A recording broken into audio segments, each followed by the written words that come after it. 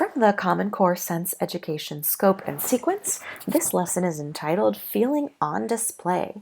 I have chosen this lesson in light of the ongoing gender issues we have in our country today, including negative language that's used to describe women, the gender pay gap, and all sorts of other issues that we have. Events such as the Women's March have created some safe spaces for discussion in our society, but we still have a long way to go. Discussing things like how images on social media of girls and boys are perceived differently with adolescents will improve the experiences of women and men alike in our society. So the focal digital citizenship element of this lesson is digital health and wellness, and I have chosen that because I think that this directly relates to self-image, self-talk, which correlates with anxiety and depression.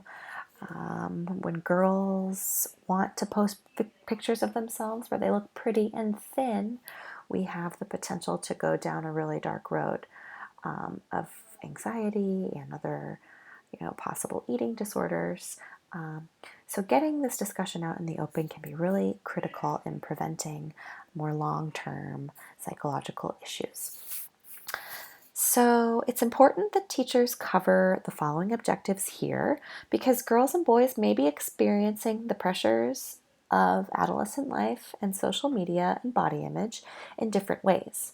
Acknowledging those differences and talking about them openly may lead to some better treatment of one another and some more positive self-talk in general.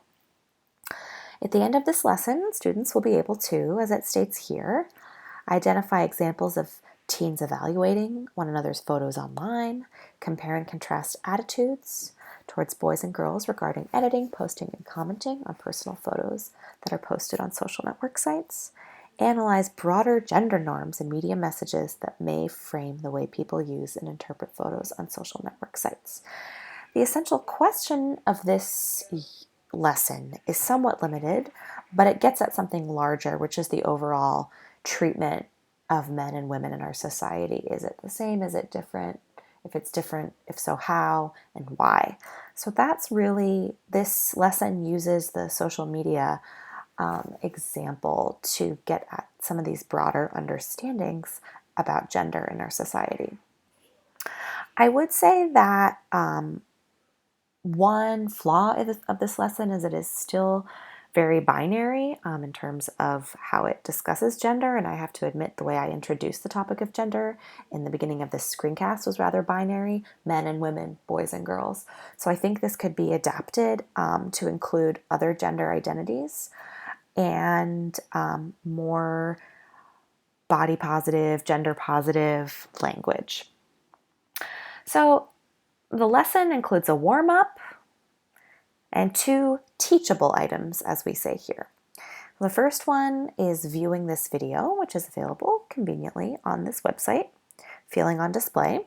It's a side-by-side juxtaposition of a small group of teenage girls and then a small group of teenage boys talking about the things that they think of when they see pictures that they post on Facebook and other social media of themselves or of others, and how those thoughts differ between gender. And then there are follow-up questions. So there's this discussion. Then you move on to the double standard. And this is, as it says here, answers will vary.